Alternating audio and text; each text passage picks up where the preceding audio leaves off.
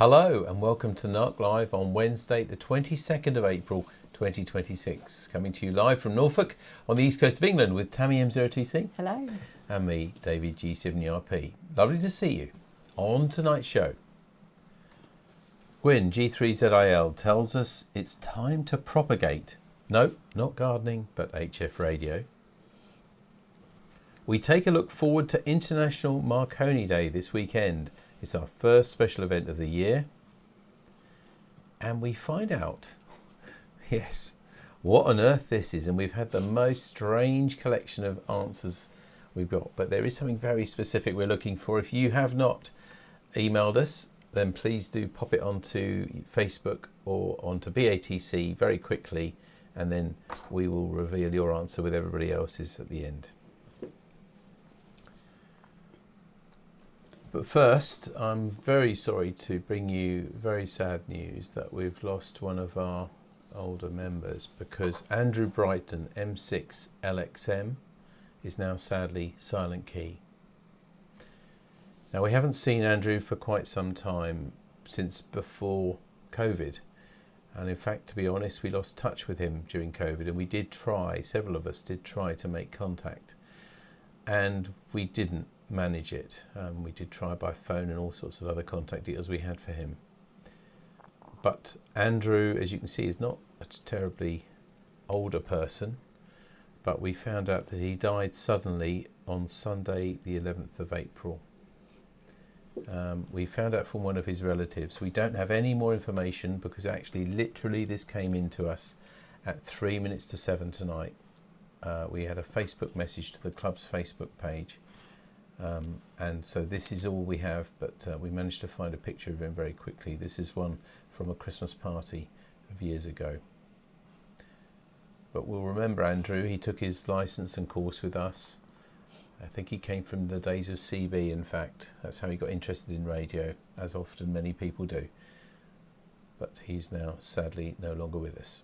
Andrew Brighton, M6LXM, silent key.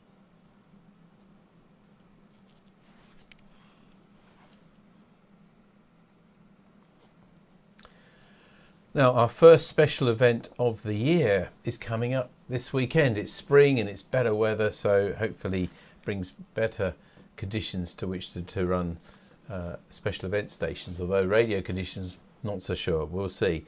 But this is this Saturday, the 25th of April. We run GB0 CMS from Caister Lifeboat Station. There we are.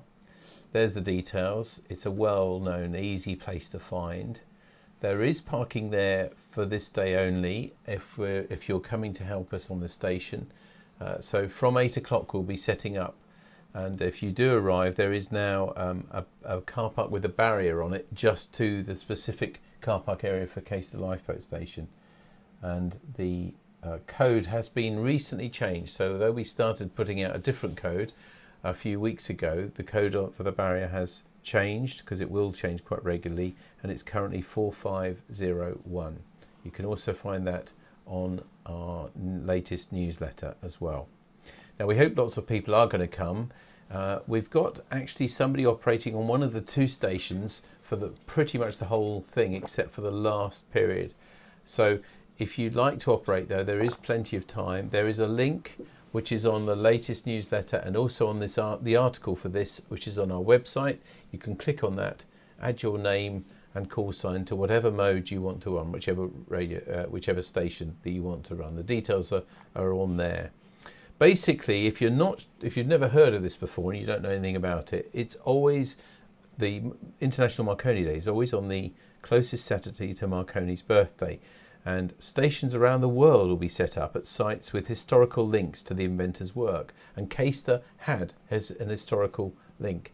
He's well known for his work from Cornwall, but he had other stations and other research and experiments going on, and Caister was part of that. So radio amateurs around the world will contact as many of these stations as possible to try and win an award. And therefore we have to hand out GB0 CMS to as many stations as possible on HF. So as I said, we start setting up from 8 o'clock. You'll be most welcome to come and help us set up from 8 o'clock on Saturday. And the station will be running between about 9 and 5, probably depending on radio conditions, of course, as well, very much, in fact. We may start picking up slightly earlier than that. So, but if you arrive around, lunchtime as well, there is a local cafe who normally puts on a good show for lots of people who go there for lunch as well. So it's a nice, relaxed event. Good fun. You don't have to operate as well. If you're just new in the hobby and you just want something to go to a bit different, then it's a great fun place. You can just see a few people there who have been doing this, running the station in the last few years. So it's International Marconi Day this Saturday. Full details on an article on our website and in the last few newsletters. I will hope to come over myself. We have, some of you know, we've got a full license course running here where the studio is for the next, for 7 weeks in total. But I hope to escape for a few hours and just come along and have a look as well. So really looking forward to that, our first special event of the year. Now, something else that's coming up pretty soon, I don't know about you, but time is racing by for me, and we're now in April, but May doesn't seem very far away. And then at the beginning of June is National Field Day. It's always on the first weekend of June, and every year for many years now, the club has put on more than just National Field Day, which is actually a CW contest weekend. But we've made it into a thing called Radioactive. We can show you a picture now of some of the things that we've done in the past. Now this year, it's the first weekend of June, so it's Saturday the 6th and Sunday the 7th of June. And think about this as like a summer party for radio, really, because there are going to be 2 radio stations, CW and SSB. There's a few different projects we're hoping to run, and I'll tell you about that in a minute, but you'll have a chance to make your own end-fed half-wave antenna. It'll be around about £20, depending on how many people order one. And Steve, G0KYA, who's modified a design to get a great antenna kit together. Believe me, for £20, you'll be amazed at what this antenna can do. And of course, it's really good, quite a stealthy antenna that you can put if you've just got a bit of a back garden. It's just a piece of wire that appears around the garden. So it's a fantastic opportunity to make an antenna that's easy. You'll be able to make it there at the event, or you can take a kit away and home and make it at home. I haven't costed it exactly yet. I need to sort of have some idea of how many people are going to want one. If you're interested in ordering one, if you can drop me an email, that would be really helpful for me, and then I'll come out with an exact price. And it's just done at cost price, really, just to encourage you to make something like this. Don't go and buy one, you can make one. So we'll also be offering construction help and advice. We've got a nice room here which we can help people solder and make stuff. We're also looking for a project idea. For the last few years now, Nick M0HGU has designed and made shown people how to make a construction project. And when I say make it, I really mean down to the basics, because he even shows you how to etch printed circuit boards, which is something rarely taught and shown now. I don't believe it's shown in schools, probably not shown much in colleges, and it's a great way to make your own printed circuit board. We've got all the equipment here. We do it safely. You've got an ultraviolet box where you expose the printed circuit board, and then you etch it with acid, and then you clean it, and then you can drill it, and then you can make the kit. So what we do need, though, is ideas. We need something, obviously, that can be done in about a day. And Nick is very open to ideas. He's got a couple of his own, but we really would like to hear from you, because we'd rather do something that you would like to see. And we probably haven't thought of the best projects, because they're going to come from you who's going to do it. So please have a think. If you can come up with a little project, a simple project. We've done in the past. We've done little power supplies.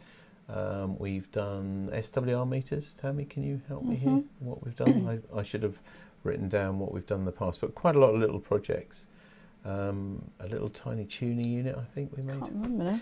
Anyway, if you've got an idea, please do send it on an email to radio@dcpmicro.com. Same, by the way, if you can help set up the CW and SSB field stations, so particularly the CW station. We're setting that up on Saturday morning, but we do need some help. And frankly, I'm being candid and honest now, we've been doing this. This is about the 16th year we've done this, missing a few for COVID as well. And a lot of the people who did this 16, 17, 18 years ago well, obviously we're all a lot older now, and we need a bit of younger, more youthful help with some of the things that need to be setting up. It's a fairly simple station we're setting up, but we really need help. So this is what this is all about, really, me telling you this now. This is coming up. We want to run it, but we do need help and we do need some feedback, please. Just looking at those pictures, by the way, on the bottom left, I think that looks like possibly some kind of talk going on the left-hand picture. The middle picture, that looks like one of the field day stations with our tent outside. And on the right, you can see people doing construction in our production room. By the way, when I say here, this is in Great Ellingham, which is near Attleborough in Norfolk. That's where we are broadcasting this from now, and this is where we have this radioactive weekend. And on Sunday, Tammy, I've left the best till last, because what do? We eat. We give them a bit of our cooking, don't we? We do. So we cook. You don't want to scare people off, though. Well, it's true. Yeah, you can always bring your own sandwiches if you like, but we do cook some roast joints, and we're very happy to provide the Sunday lunch. You do need to book it, but it's completely free. All we ask is that we do like to sell raffle tickets over the weekend. And we've raised hundreds and hundreds, well, probably thousands of pounds now over 17 years. And you can stay as well if you have a caravan or a tent. You can stay. Yep. You can camp with a good old-fashioned tent, or you can have a caravan or a camper van, and there's plenty of room to park up. We can give you electricity. We can give you water as well. So no excuses. There's plenty of time as well. Saturday the 6th, Sunday the 7th of June. Put it in your diaries. But more than that, more important than that, really, in terms of urgency, is please do send us any ideas of anything you'd like to hear. If you want to hear a particular talk, particularly things we can't do here and online so easily, things that maybe are practical, which need demonstrating equipment, you want to get hands-on, or a little workshop or anything like that, we're just looking for ideas, but we need them now, please. Thank you.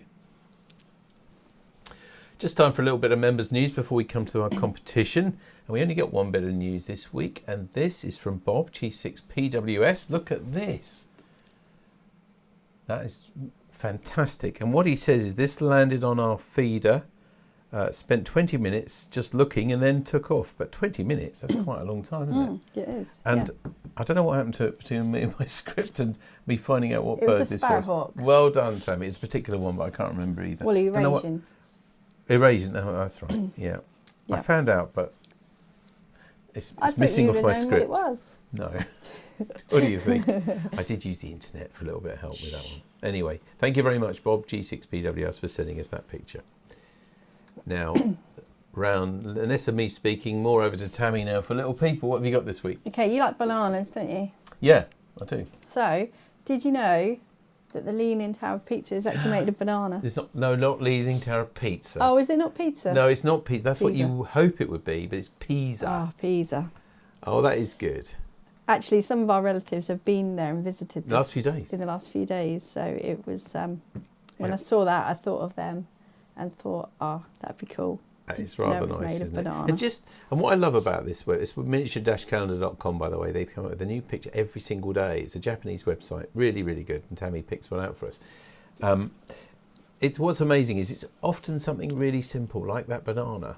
And look, they've used different scale people to give it an idea of perspective and scale and everything. But it's just a banana cut up, isn't it?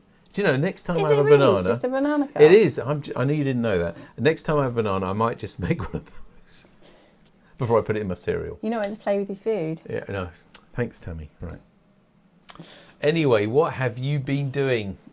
I don't know if you've been playing around with models of fruit or something, then please let us know. Just drop us an email to this address, radio@dcpmicro.com. We love to share your stories, your pictures, especially now we're getting to nicer weather and things, you're going out and about. Just please do send something to us. And if you don't get to us by about 3 o'clock of the NARC Live, the next time we'll be meeting is 2 weeks' time, then we will show your pictures and your stories. We'd love to share that. So before we meet tonight's guest, just now time to go to the competition, which I think was pretty, amazing. Let me just say, 2 weeks ago I asked you, what on earth is this? Now, what on earth is that? It's a flower Now, pot. we got some obvious answers, I have to say. Did we get anybody firstly on We have online? had one online, yeah. Okay, what is... Okay. Simon M0SIH says he thinks it's an earwig trap. Okay. Bob GASDU, my guess is a frame for training fruit trees to grow on with flower pot decoration. I get that. It's fine. Perfectly valid. Colin M0GMK, I think this week's What on Earth is an earwig trap. Ooh. Okay. Ralph 2M0HT, The answer to this week's What on Earth is an actual fact, not what on earth, but propagation in the air. Okay.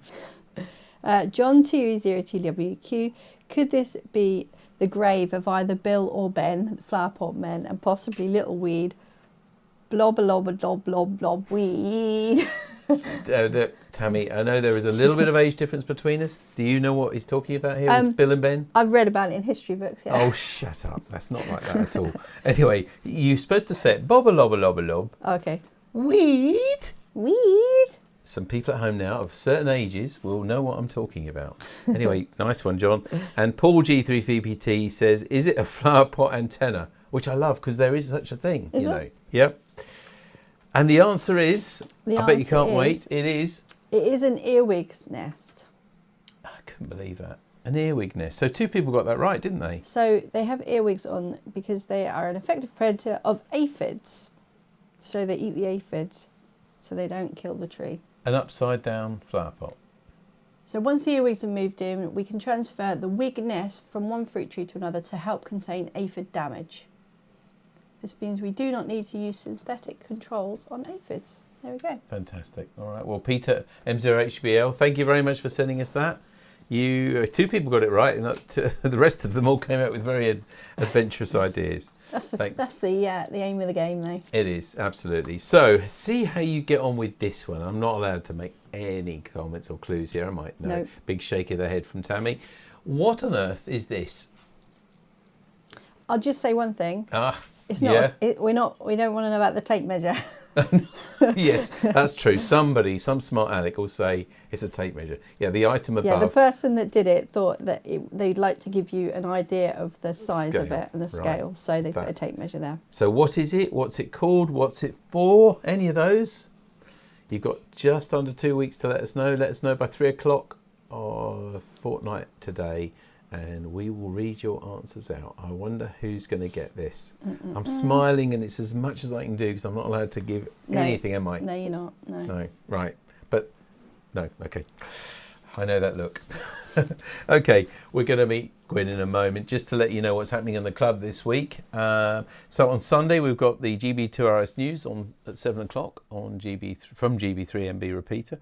On Monday at 7:30, the Monday Night Net on GB3NB as well. A few more people this Monday, which is really good. So please join Steve if you can there. And at 8 o'clock this Monday as well, we've got a CW Net on 3.543 megahertz. And then next Wednesday, a week from now, is April the 29th, and we're at CNS School with a social informal, and of course our show and share table, which is always popular. It's just a table where you can bring anything that you don't want anymore, normally electronic related, just put it on the table and share it with somebody else. It's incredibly popular. I have to just say that we've had a comment from Daniel, which I very much like. He says, a leaning tower of pizza. Now that is a good project for Radioactive. I totally agree, Daniel. Absolutely. Pizza, yeah, but so just bring banana then? No, pizza. Oh, really? Is that what he means? Tower of pizza. All right, okay, well, we'll do that on the Saturday night because we always order some local food from a local cafe. Absolutely. On the Saturday night. So, Daniel, if you're up for that, we'll try and make a leaning tower of pizza. Yeah. Okay. Right, anyway, don't forget then to keep in touch. Remember, we've got our club card as well, which we're delighted to send to anybody who feel will be cheered by a card from your club. Just send it to details of their name and address. We'll add your name to ours. And sometimes, by the way, we do this and we also get names from the club, from a club meeting. Send them to radio@dcpmicro.com. Now, it's a delight to welcome, really, someone that's becoming an old friend of the club, really. Gwyn G3ZIL, who's a member of the RSGB Propagation Studies Committee. And you've probably seen him on things for the convention as well, and he pops up in various places. So good evening to you, Gwyn. Good evening, David. Good evening, Tammy. It's lovely to see you again. And can we firstly say a big congratulations, because on Saturday you won an award at the RSGB AGM, didn't you? You won the Wortley Talbot Trophy. I did. It was wonderful. It was a real surprise, and it's one of the trophies of the society that dates back to the late 20s, early 30s. So it really is wonderful. Yeah. great honour. It is good, and it was particularly for, and I hope you don't mind us saying this. We produced the AGM for them, so we kind of had the inside knowledge of it, and we're able to tell everybody now that you won it for a Radcom article on the upper HF openings at night, one effect of travelling ionospheric disturbances. So it sounds like a wonderful article, and congratulations on that award. Thank you. Thank you. Well, we're looking forward to your talk tonight. I'm going to let you introduce it. As always, to you at home now, if you have any questions or comments to make to Gwyn, please ask them at any time during his presentation, and we'll read them all to him at the end. But now, over to you, Gwyn. Thank you, David. It's a great pleasure, it truly is, to be back giving a talk to the Norfolk Club.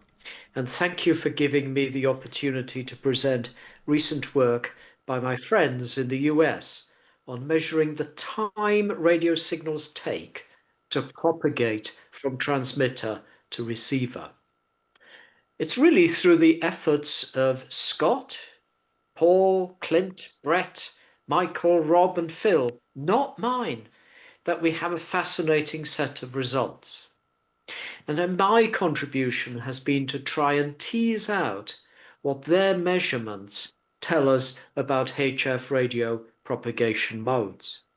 And I couldn't have done any of this without various sets of tools.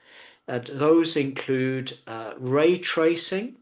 I use a PyLab ray tracer, which incorporates FARLab, a ray tracing program from the Defence Science and Technology Group in Australia, and it incorporates the International Reference Ionosphere. So I acknowledge those tools. But also my wider contacts in the HamSci community, which I've spoken about a number of times.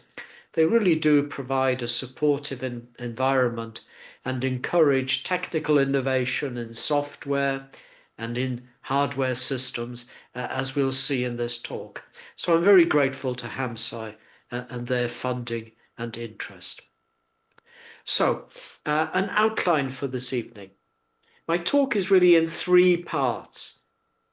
First, some thoughts on what time to propagate, and I'm going to abbreviate it to time of flight and TOF for tonight, and what time of flight might be able to tell us about propagation modes.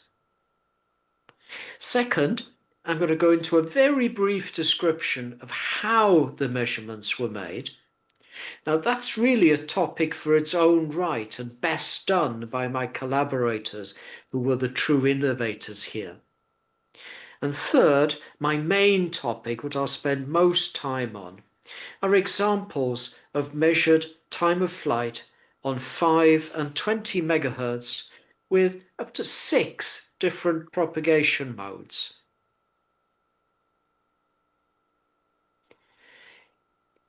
So what can time of flight tell us about propagation? Here's my personal number one reason for being interested in time of flight. In the graph on the right, and I'm going to be showing a fair number of graphs this evening, we have the signal to noise ratio on the y-axis for whisper spots on 10 megahertz from F4 GMT in the southwest of France at Baldock, GB0 PSC. That's the Space Weather Station and Whisper Station of the Propagation Studies Committee, hosted at the Ofcom site.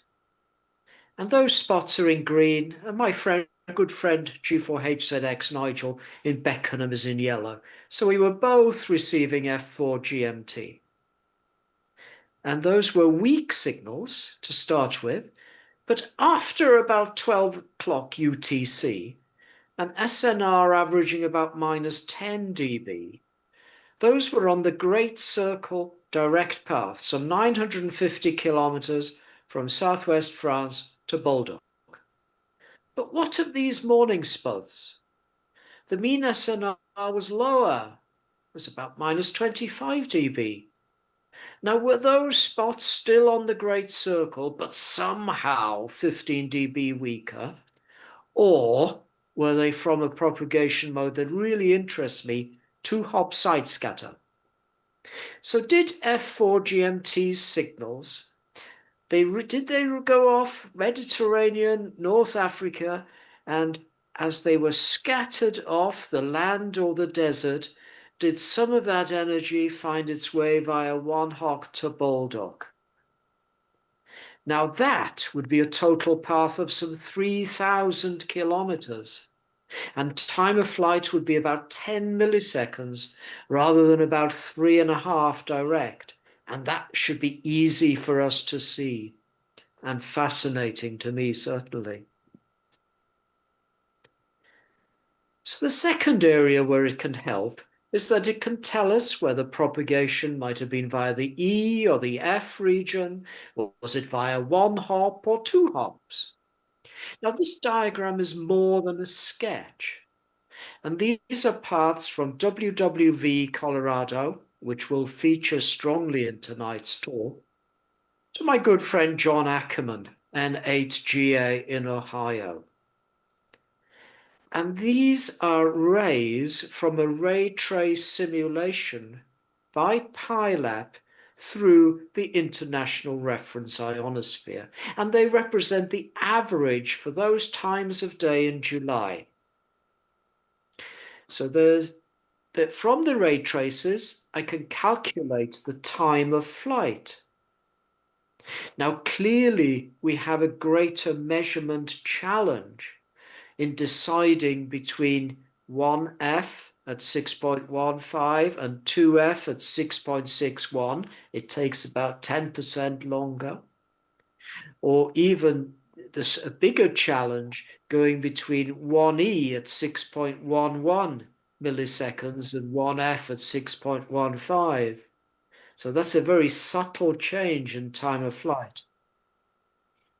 So ideally, we should be aiming at better than 50 microseconds for our resolution and accuracy in time of flight if we're to separate E and F region propagation.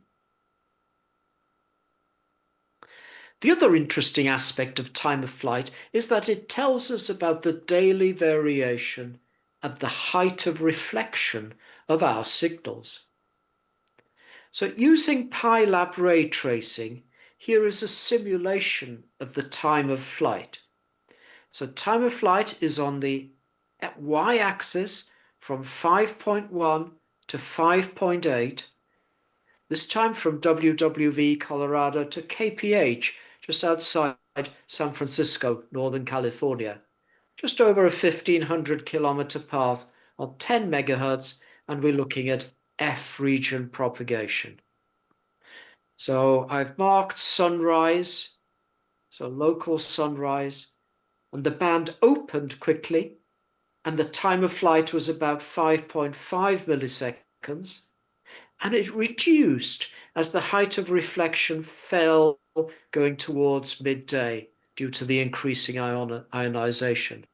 So it fell from about 5.5 when the band opened to a bit less than 5.2 around midday, and thus started increasing again. Wrap around on the time here, and we go past sunset, the band is still open, and we go up to about 5.65 time of flight.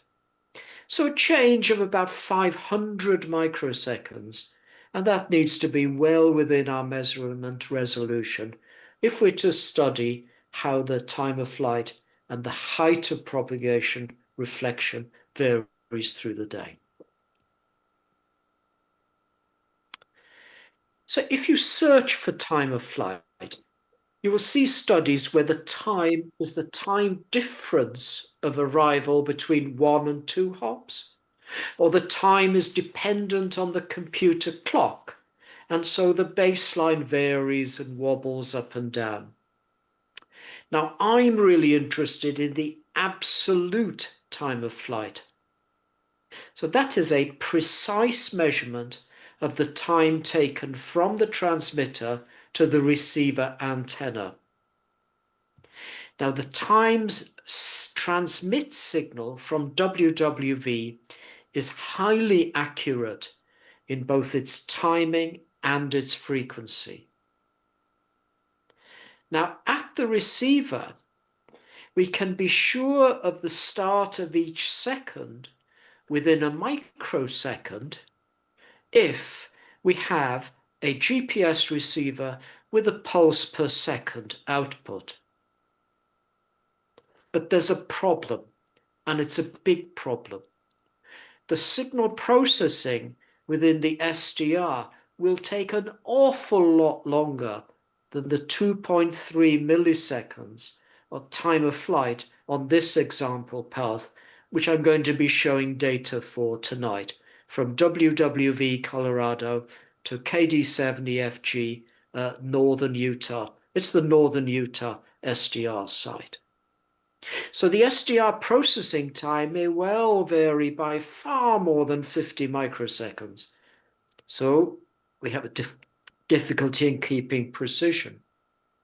Now the challenge is how we use these components, the SDR, a GPS disciplined oscillator to make sure its frequency is accurate, and a GPS receiver with a pulse per second to make precise, absolute time of flight measurements.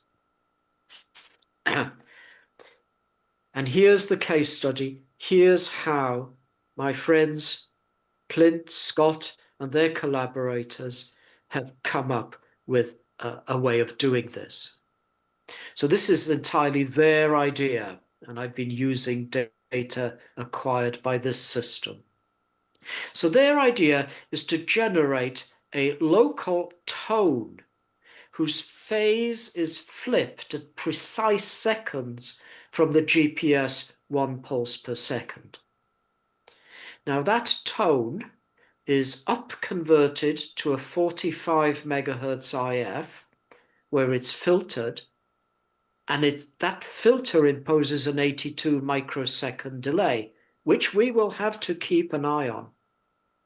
And from that IF, Clint and others, they made a series of multi-band converters to convert that IF to the bands of interest. So for WWV, it's 5, 10, 15, 20 megahertz, and so on.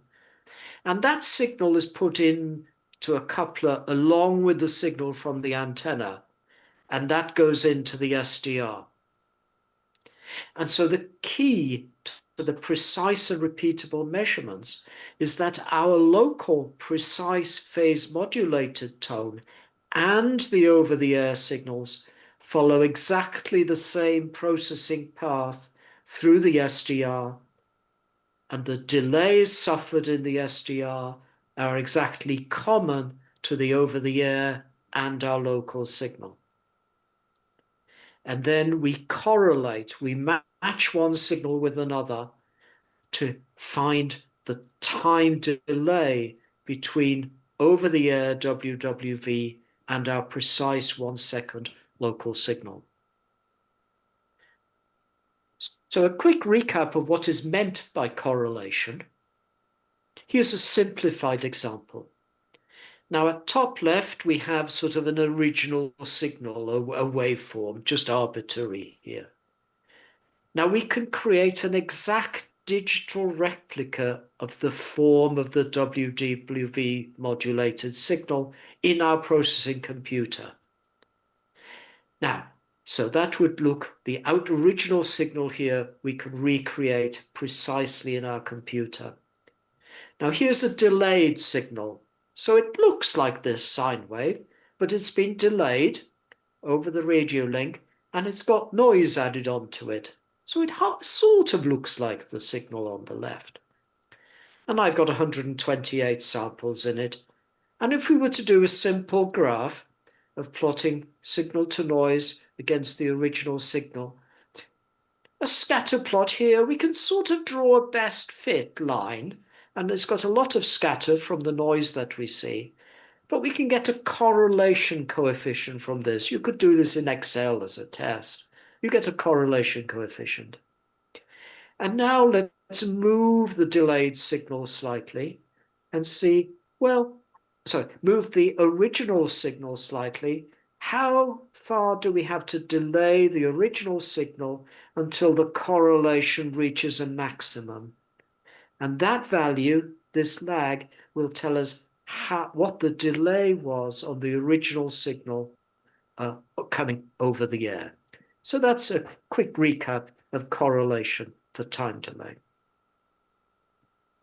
Now I thought I'd better put in some hardware pictures. And here are two parts of Clint's system that has produced the data I'll be showing tonight. So at the top, we have the 45 megahertz IF and bandpass filter board. And bottom, we have all of these stacks here are the 8 band converters that take the 45 megahertz IF and produce the tones on the frequencies of interest. So that's what I used, what was used by Clint and colleagues for the measurements I'll show tonight. Now, another collaborator in this project, Paul Elliott, WB6CXC, who has a small company, Turn Island Systems, has produced a palm-size version of the time sync generator and is simplified to a single channel, and he's experimenting as to how well a single channel device can work. So it's an interesting approach. It generates a phase modulated tone at 84.225 megahertz. And his argument is that that high frequency minimizes transmission back through to the antenna and places aliased harmonics well away from those of interest to us. Now, Paul's hardware is installed at KPH, Northern California, and at the Northern Utah side. I've really yet to look at their data, but this evening I've just added a graph from a box that Paul sent me the other day, and I'll share that. And he's donated that to the RSGB Propagation Studies Committee for the Baldock site, and I'm getting to grips with it here at home. So my G3ZIL's role and interest is in working with the data. And what it tells us about HF propagation. Now, I've written a set of tools in Python to process data from the RX888 software-defined receivers that HAMSAR uses to extract Doppler shift, Doppler spread, and signal level. And this example on the left is 10 megahertz WWV signal level near Fort Worth, Texas, over 24 hours. The signal level on the y-axis, time of day over 24 hours on the x. And the second set of tools runs ray traces automatically and extracts and plots results of interest. And here I have a simulated time of flight. We saw an example earlier. Time of flight on the y-axis, time of day on the x-axis, and F region propagation, the curved reddish trace, and E region propagation, there's a flat line on the green. So will we see something similar in our actual time of flight data? Now, the third set of tools on the right runs ray tracing in three-dimensional modes. Here we have WWV and KD70FG, WWV in black, KD70FG in magenta. Now, if the transmitter at WWV rays on 20 megahertz here from WWV end up at the black dots. None of them end up anywhere near KD70FG. The band is closed for great circle propagation. KD70FG is within the skip zone, as we say, for WWV. But you'll see areas of overlapping black and magenta spots. So it's possible for a signal from WWV that ends up here to the south with those black spots where they overlap strongly with magenta to then partly be scattered back, not reflected, not refracted, scattered back off the Earth's surface or the sea and end up at KD7EFG. And of course, that signal will have taken a lot longer. Do we see evidence for this in our time of flight data? And now on to measurements and results.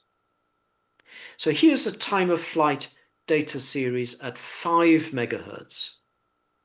So time of flight, again, on the x-axis, the y-axis, from 1.5 to 4 milliseconds, and time of flight are the magenta dots, here, here, and here. So interestingly, that it's most encouraging, even after minimal data processing for this data set. There are very few real outliers, some up here, but you get a very clear picture about time of flight. And I've picked out 3 intervals here, A, B, and C. And A and B are during the night, while C is after sunrise. And immediately we can see that time of flight must be telling us something about propagation. Why is it constant during interval A? Why the sudden step to interval B with its much longer and smoothly varying time of flight? And I suspect that interval C after sunrise is the descent during the normal day, the more normal morning of the reflection height, reducing time of flight. And in cyan is the signal level. And after sunrise, we see the signal level fall off as absorption reduces the signal level. So let's look at these 3 intervals at 5 megahertz in more detail. So interval A. When I see a Doppler trace that is almost constant, I've learned that it's more than likely propagation via the E region. So to double check, on the left, we have part of an ionosonde graph from the Idaho National Lab, some 360 kilometers to the northwest of the path midpoint. And this is at 0530 UTC. And here we see the clear presence of sporadic E. These red and green dots down here, that's the signature of sporadic E, the flat trace. And so with certainty from the ionosonde data, I can say that these times of flight in magenta here were for propagation via sporadic E with an average of 2.12 milliseconds. Now, there's also a point of detail to pick out from this ionosonde trace. Above 2 megahertz, the dots for sporadic E are green, showing that they were from the extraordinary wave.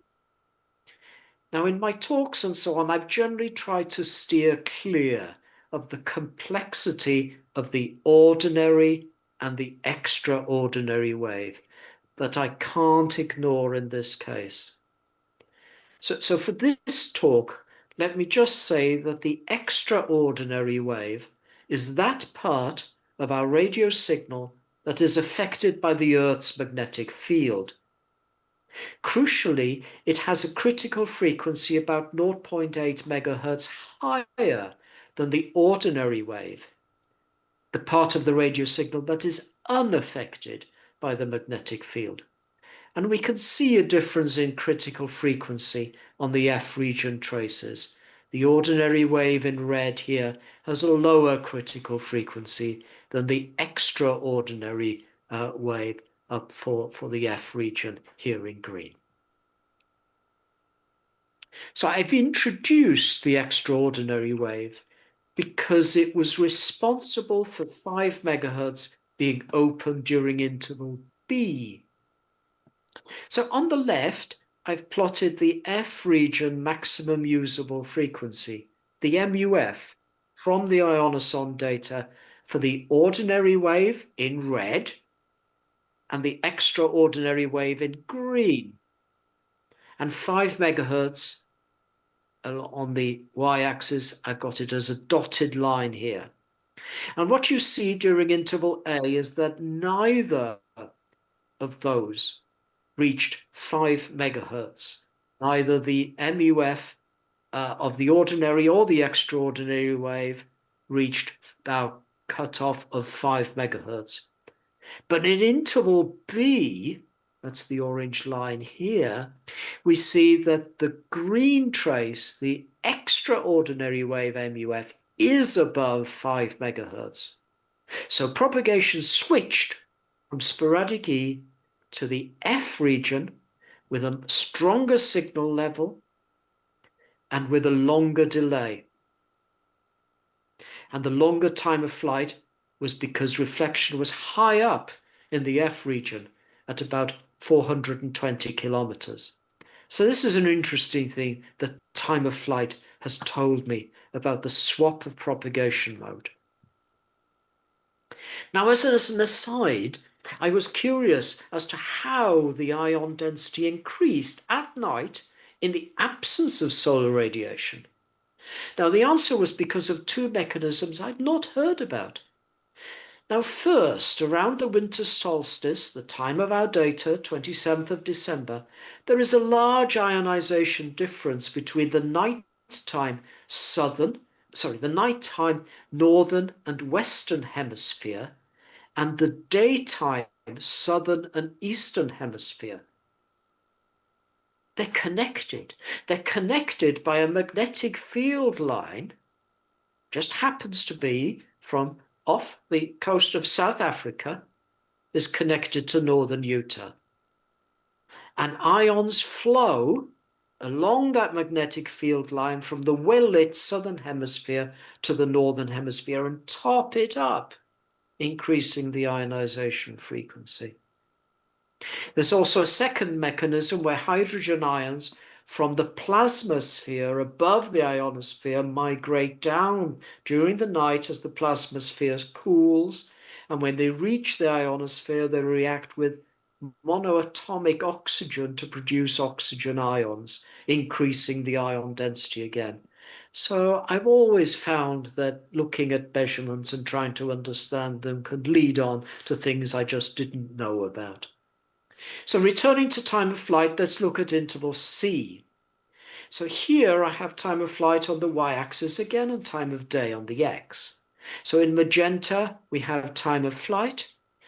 Now here, the red filled dots, this smooth trace of the red filled dots are from the ray trace simulation of the ordinary wave. And it's very encouraging that the measured time of flights magenta agrees so well with the simulation most of the time. And in the flat region here, 17 to 1800 UTC, the difference is only 40 microseconds. I'll happy with that. But for over an hour in the interval within this box, the measurements didn't agree as well with the simulation. But the simulation did show that there was also propagation via the E region, and we see these as the green spots down here. So what looks to be the case is that the current algorithm for time of flight has difficulties when there are two or more simultaneous propagation modes. And I could do a double check. So here's another little aside. Let's check that E and F propagations suggested by the simulation were actually present. Now, using separate measurements of the Doppler shift, so the y-axis this time has Doppler shift in hertz against time of day in hours, I created this spectrogram. We can see here the intensity of the color is the intensity of the signal level, and we see the Doppler. And this intense signal with varying Doppler is via the 1F trace. And now here, at about the time in that box where the measurements became a bit more confused, we see a flat Doppler. You can see a separate trace Doppler, and that's Doppler region from near zero from the E region. So that persists and became stronger as the E region signal faded out. So that all ties in nicely.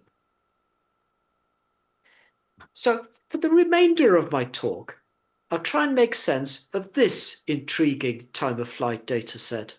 So it's on the same 617-kilometer path, but this time it's at 20 megahertz. Now, while as at 5 megahertz there are some outliers, there are periods here with very distinct and distinctly different or smoothly varying times of flight. And we can see consistent values at just over 2 milliseconds, which from the last slide, I think you and I can now expect to be by the E region. But what of all these others? Now, PyLab automated ray tracing was useful to me at 5 megahertz for showing the propagation modes. So let's run the same tool at 20 megahertz. Now it's really not often at all that I show an empty graph. Now what this means is there cannot have been any great circle propagation paths that PyLab, using the International Reference Ionosphere, could simulate. Our receiver was well and truly within the skip zone for all of the usual modes. In other words, 20 megahertz was well and truly above the maximum usable frequency, the MUF. Excuse me. The modes that were present must therefore be from a family of modes enabling propagation above the basic MUF. So sometimes a null answer does help, at least a little. So the top panel is the time of flight data with labels for what I think might be different propagation modes from A to H. And the bottom panel is signal plus noise on the y-axis, and again, time of day, of course, on the x. And I've copied some labels from time of flight onto the signal plus noise plot where I was confident of a match. And I'd particularly draw your attention to the very clear links between time of flight and signal levels for A and B and C. But the others are either not so clear or distinctly unclear. And in these circumstances, I find plotting as a scatter plot with some contours added helps a lot. So the scatter plot or cluster analysis does indeed help. So here we have time of flight on the y-axis, and this time signal plus noise level on the x-axis. Now, drawing on experience, and I have to admit a fair bit of speculation, I suggest on the right hypotheses or ideas for what my propagation mode these clusters might represent. Now, from this cluster, A and B fall right on top of each other, so they're not different, they're both the same mode.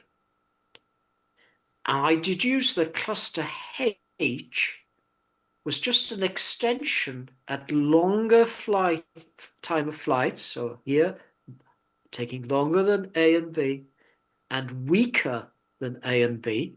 Well, it makes sense, takes longer, signal weaker. And I was delighted to see here that the time of flight signature of my favorite mode, this could well be 2-hop side scatter via the F region. Now cluster C at just over 2 milliseconds, and the strongest signal was, I suggest, from sporadic E, not included in the International Reference Ionosphere. Now cluster D, below 2 milliseconds, impossible on this path, just too short, must be artifacts. And so now come the speculative suggestion. Cluster E, and again, you can see it's a cluster, it's a tight set of circles here around those measurement points. It's occurred just after what I suggest is great circle propagation E, sporadic E, and this may be 2-hop side scatter via sporadic E.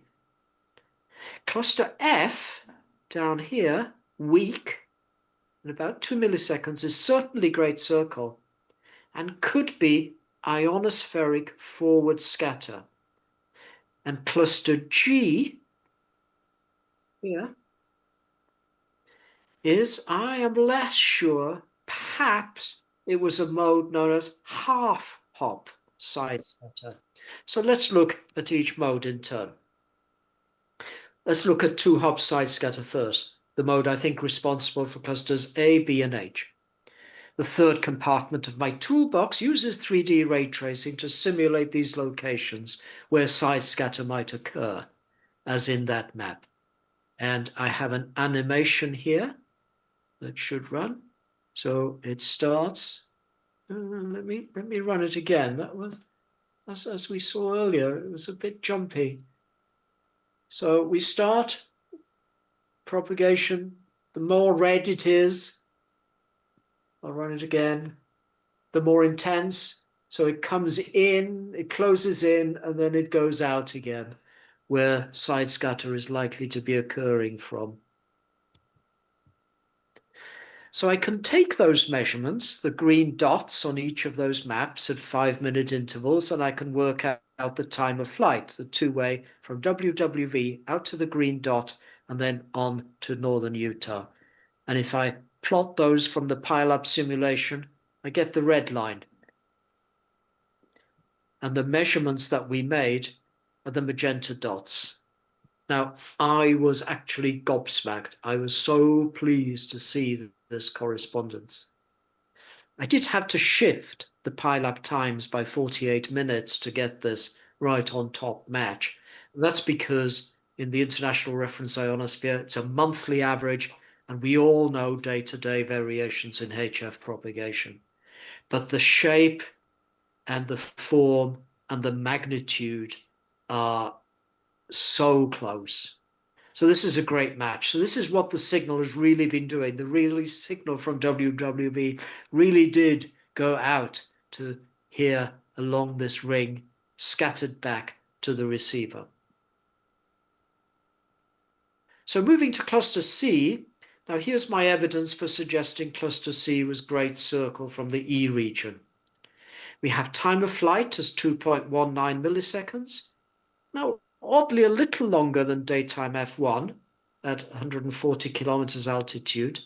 I don't know why, that's a puzzle still to solve. Next is its narrow Doppler spread. So we had period A here, which was side scatter, wide Doppler spread. Once sporadic E kicked in, then it really fell narrow spectrum, a more pure signal via the ionosphere and sporadic E. And that was really a cliff edge. But why the exact shape, why the spectrum width goes up a bit, why the signal level drops a bit, why time of flight goes up, still more things to work out. And why was it sporadic E? Well, here we have the ES, the critical frequency for sporadic E, from the ionosonde at Idaho again. And there was nothing happening, zeros, until it suddenly started at the ionosonde, and the green bar is when we saw those sporadic E, great circle, strong signals in our time of flight. So that was undoubtedly time of flight via the sporadic E. So speculation goes up a notch here as to propagation mode for cluster E. Time of flight here from C, sporadic E, to E, very consistent again. The average was now about 7.52 milliseconds. So implying a phase path of some 2,250 kilometers on a 617 kilometer ground path.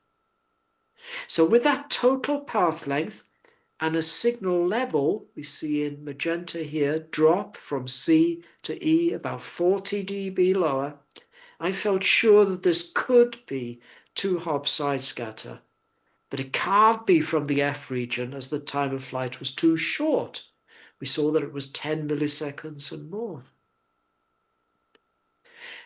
So, why? Here we go. Let's go back to the ionosonde.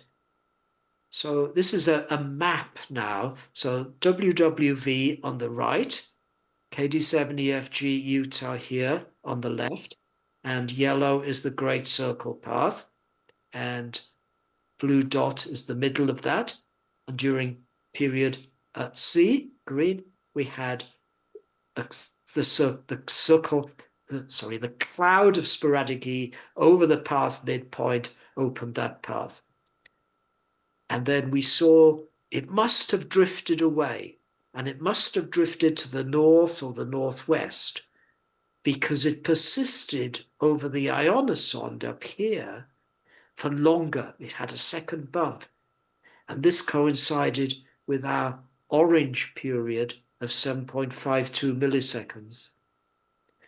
So what's possible is that WWV signals were reaching out. They were being reflected off the sporadic E cloud, now to the north of the Great Circle Path, and they were reflected down to the ground over here in the very north of Utah, California, and some of that energy, 40 dB lower, scattered back, reflected again off the sporadic E cloud that was over in this area and came to the receiver. And that's all in keeping, but it is a degree of speculation. Now for cluster F, and I should say that that's the first time I've ever seen evidence myself for 2-hop side scatter via sporadic E. So speculation ramps up here, and I can only offer circumstantial evidence. Time of flight, the magenta circles, 2.38 milliseconds.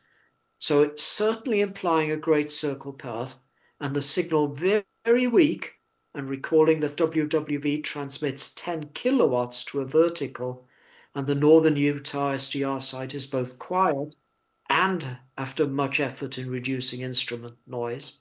The signal was weaker than 2-hop side scatter on a 5,000 kilometer path. So weak that my analysis tools for Doppler shift gave noisy results. Except that is for a few moments of sporadic E here. So we see the signal level goes up for a few minutes and the time of flight goes down of sporadic E interleaved. So the time of flight at 2.38 milliseconds is statistically different, so it must be occurring at a higher level than the E region. So it must be in the low part of the F region. But what is it? So is it ionospheric scattering? So it's also known this mode as ionoscatter. Now it isn't a mode with a single ray path. So although the diagram on the left might look like reflection, it isn't. There's no single ray path, but multiple rays from the transmitter over an arc hit irregularities in the ionosphere and are scattered back again over a large arc to the receiver. So it's a bit like at night seeing a diffuse glow on the bottom of distant clouds from the street light of a town. Now, textbooks have these irregularities existing in the D region. That's this diagram at the left. But a particular type of irregularity can exist in the F region, and those irregularities aligned with the Earth's magnetic field. And on the right is an illustration from a research article of the strength of these irregularities at night over India. And so with a time of flight of 2.38 milliseconds, my money would be on that weak scattering taking place from the F region between Utah and Colorado. That was mode F. Now the final puzzle is cluster G. So it's a weak signal, again, a weak signal, but now with a median time of flight of 12.26 milliseconds. Too short to be 2-hop side scatter via the F region, and to be too long to be 2-hop side scatter from the E region. And it might be half-hop backscatter. Now that name may be unfamiliar, but a similar half-hop backscatter phenomenon occurs in the auroral region, well known at upper HF and VHF as auroral openings. So where both transmit and receive stations point their antennas to the north, and the signal is backscattered from, in this case, this example of a cloud of auroral ionization between Labrador and Greenland. And so on the WWV to KD7EFG path, there could have been a much weaker mid-latitude version of the same mechanism. And so this cartoon shows the essence of half-hop backscatter from the F region at height. So this is a feasible way of doing it, a cone of rays illuminating a region of irregularities in the F region that then scatter back to the receiver in Utah. And so these suggest that on certain paths, radio amateurs might be able to study these nighttime atmospheric or ionospheric irregularities with this half-hop backscatter and time of flight. So to close with some thoughts on where next for time of flight measurements. Now my plan is to add the time sync generator kindly provided by Paul to the RX888 receiver at the RSGB Propagation Studies Committee receive site at Ofcom Baldock GB0 PSC in this salubrious hut. And in particular, I'd be interested in time of flight measurements from WWV Hawaii over the pole at about 40 milliseconds, WWV Colorado at about 27 milliseconds, and CHU at Ottawa at about 19 milliseconds. And I dare say there'll be some surprises in the results, and they'll cause me much head scratching, but that suits me well. And as the best QSOs, a final, here's a slide that I just created this evening because just last night, or in the early hours of this morning, I got this data. So this is data of time of flight from CHU Ottawa to a loop antenna here at G3ZIL Southampton using Paul's box. And so we have time of flight on the y-axis from 0 to 30 milliseconds, and from midnight till 0800 or so on the x-axis. And there's a lot of scattered points, but I think this is 7.85 megahertz. I think that looks like a fairly consistent series of time of flight measurements. About 20 milliseconds, I would say, is that average from CHU to Southampton using that box. And this is the first encouraging set of data that I've been able to see overnight on 7.85 megahertz here to Southampton. So there we are, and I'll close there, and thank you very much for your attention. Thank you very much, Gwyn. Well, that's a lot to take in, and but you've spent it feels like, from the things you said, quite a lot of your life looking at studies like this.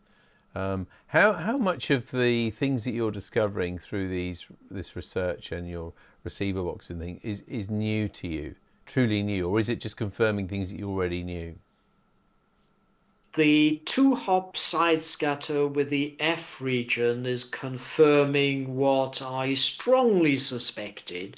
But, you know, there is a credibility. You have to persuade somebody that their signal went out 2,500 kilometers over to the Gulf of Mexico and was scattered back somehow from the ocean and landed, and some of it landed in northern Utah. I mean, there is a credibility gap to that. And people would think, oh, well, no, it's just a weak signal. No. These time of flight now show that simulation. No, it really has taken 10 times as long via that path. But the two-hop side scatter via sporadic E was new to me. in talking with Christique and G4IFX about these results. Um, I mean, he thinks he has seen, it's anecdotal evidence of it when you're having a CWQSO that just sounds different. Sounds as if it may have taken a longer path, a bit more of an echo, perhaps. But I always find I have to, on the half hop backscatter, on the ionoscatter, I'd never seen those before in data. They're there in research papers. They're not often there in the amateur texts, in the standard text, like in the RSGB handbook or the ARRL handbook. No, so it's good. So it's confirming a lot of what you had been working on, but I guess you're also discovering new things as you go along. Well, Sure. we've got some questions for you. Firstly, from Donard G3KRK on BATC, he says, has the TLM method been considered for any of these studies? It has been used to study the Earth atmosphere, the Earth ionosphere cavity. He says, and then he's given a link, which would be too difficult to read out, I think, to mean anything, but there is a link there on BATC. So, has the TLM method been considered for any of the studies? Sorry, the acronym there is TLM. I don't know. He hasn't described. He hasn't broken that down.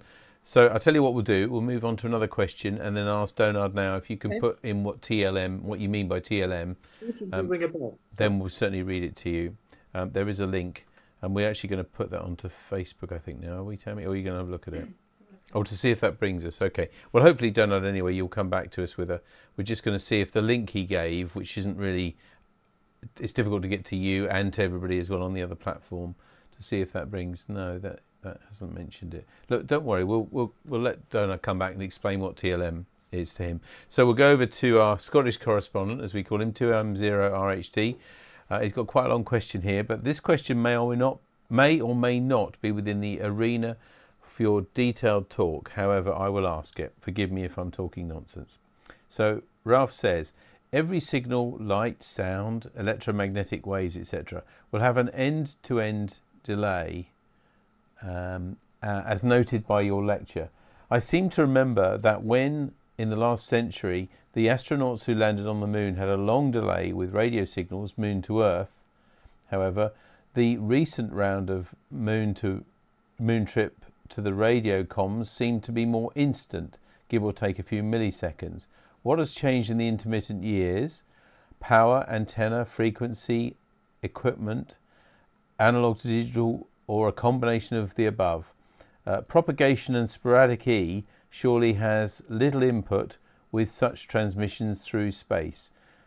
He then says, space has no atmosphere, therefore how can we measure the time taken for a ration signal moon to Earth? So I hope that made sense. I can read it again if you wish. Does that make sense? It does. That's a really good question as to why it appears to be more instantaneous these days compared to the Apollo days. So I'm sort of doing a calculation on an old-fashioned calculator. Now, I am while you're doing now, that, Gwyn, to buy you a bit of yes. time, I'm going to give a Okay. little bit of a thing that I happen to know because I'm interested in this sort of thing in space. And I heard recently somebody say that it was because they used an infrared laser, I believe, for communications back to Earth. Now, would that be far? That's what I heard, and it wasn't just like hearsay. It was from some source that I can't remember when I was looking at the moon, all of the NASA communications. Does that make sense? Or would that change it? Oh, I mean, laser is an electromagnetic radiation in exactly the same way and has a free space velocity of almost 3 times 10 to the 8 meters per second, 300 million kilometers per second. So no, the form of it, the frequency, that's all the difference is. It's just the frequency difference of the electromagnetic radiation makes no change. A quick calculation to the moon and back is of the order of 3 seconds. And that's always going to be that, whatever frequency or whatever they use, Yeah, whatever they, mode of communication. whatever to there and back. Yeah. Okay. And I'm wondering if they have some clever buffering, and that when NASA communicates with the public, whether it's not in chunks where they have removed delays. That's a good point. Between question and answer. Yeah. There's a bit of post-processing. And yeah, that could well be it, couldn't it? Because we have a system here where we're digital video systems, obviously, nowadays.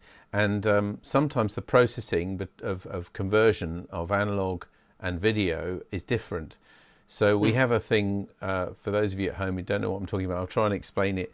There's a thing called lip sync, which is basically where you see sometimes on video calls or certainly on TV sometimes where the lips are not quite in sync with the voice. And that's because the sound has come at a different rate to the pictures. And there are digital ways of doing that. And I think what you're saying, if I'm right, Gwyn, is saying that possibly they've moved or delayed either the sound or the pictures, the whole lot, the whole conversation, so that what we see at home through on broadcast is the whole lot is being time shifted. Is that a fair summary of what you think might have changed?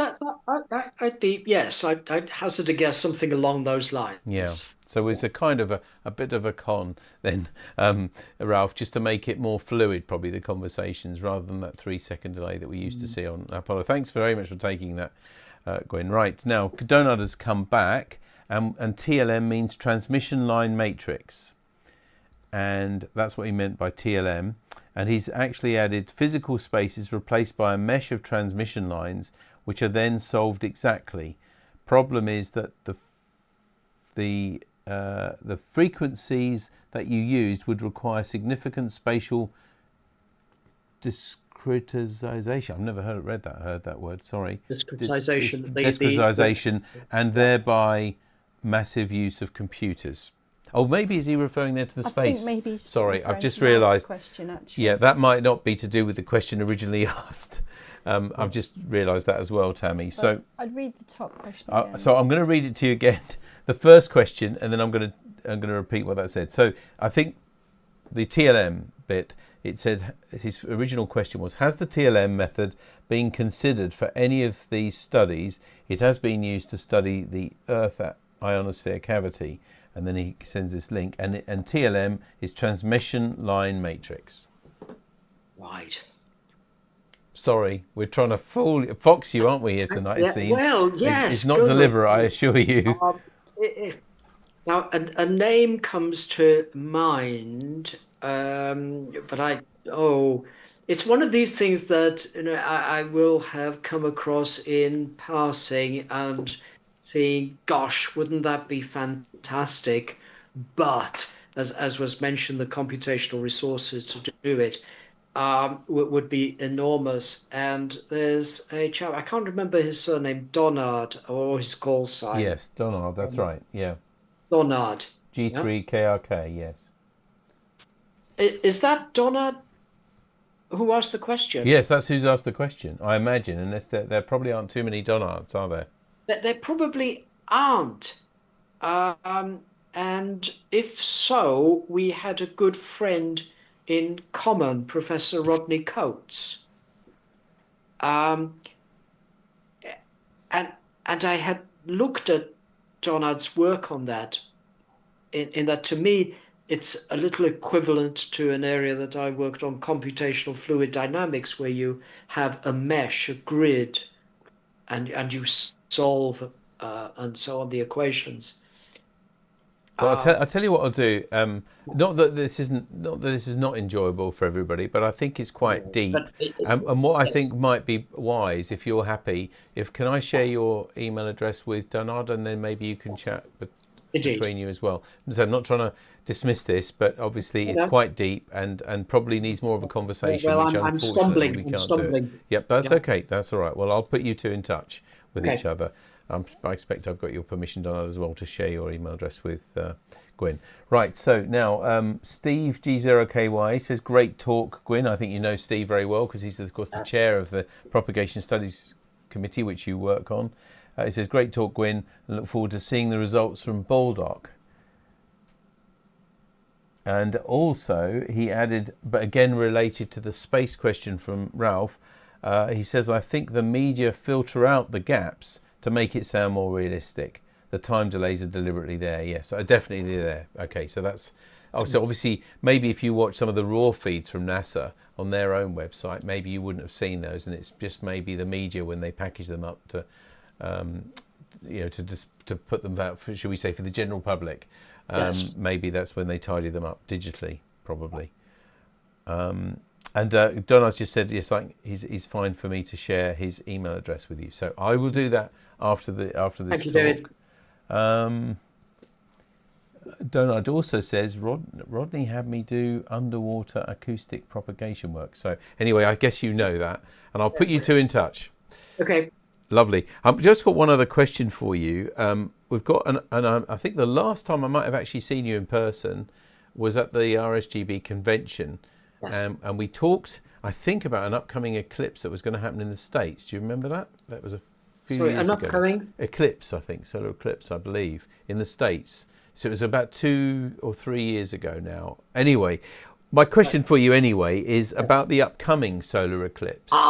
Is that going to give you some extra, are you planning extra experiments and things for research purposes? I'm looking to contribute to an effort that Steve G0KYA, who you've just mentioned as chair of the Propagation Studies Committee, has. It's starting to get underway. Yes. Good. Well, that's going to be so fascinating. Baldock we'll have Baldock for signal level and time of flight across the eclipse, because the eclipse is to the west of Ireland. But there will be almost 90% obscuration in the UK. Yeah, that's what I heard. So we will notice that, won't we? Even if you aren't particularly looking for it. We will, absolutely. It'll be late in the day, so the sun will be low. So some of the effects may be more subtle than if you had the midday sun being obscured. Yeah, because I remember when we had the full eclipse, total eclipse, many years ago now. And I remember I had a company at the time, I was in business, and we made science equipment for schools. So we used that as a great opportunity to test and measure temperature and light and everything. And it was incredible because your eyes, sort of fool you into thinking that light's fairly constant, just because of the pupil and making that, whereas it was changing quite a lot. And that's what we could see on our lux meters and things like that. But anyway, I digress. Gwyn, well, thank you very much again for giving us a wonderful presentation tonight. It is detailed, but that's what you do, and it's wonderful that you and Steve and all of the other colleagues you have around the world are doing this work. I'm not sure, and it's not just for amateurs, of course, as I'm sure there are going to be things that you find out that are going to be good for the wider community as well. So we're really grateful for you spending time with us this evening, and thank you very much for the talk. Thank you, David. Thank you, Tammy. And thank you to the Norfolk Amateur Radio Club. Pleasure. We'll look forward to seeing you soon. Thank you. Bye-bye. Bye-bye. Bye-bye. There we are. That's, what can I say? So much covered in that discussion. And, of course, you can watch it back as well and have a look at the link as well that Donald has put in there if you wish to. So that is almost it for now for NARC Live for tonight. Just to remind you of what's happening in the club this coming week. So at on Sunday at 7 o'clock, we've got the GB2RS news on repeater GB3MB. Also on that same repeater at 7:30 on Monday, we have our Monday Night Net. Everybody's welcome. Please do join that. And the more people there, it's much more fun to have a fun discussion and a good old mardle, as we say in Norfolk. And at 8 p.m, we've got the CW Net as well. And then next Wednesday, a week from tonight, will of course be at CNS School. And one other thing I'll mention, because we've been talking about space and things like that tonight, of course, there is a meteor shower. If you've missed it off the sort of national news, it's tonight. And I think we should be able to see it if it's clear and when we came in here, it was daylight. It will be getting dark now. So if you didn't know about that, we're telling you now. Hopefully you might be able to see a meteor shower or two tonight if the weather's right. But thank you very much for joining us, and until next time, from Tammy. Bye-bye. Oh, I'm throwing my cable. And from me, David G7RP, take care of yourselves, look after each other. Bye-bye.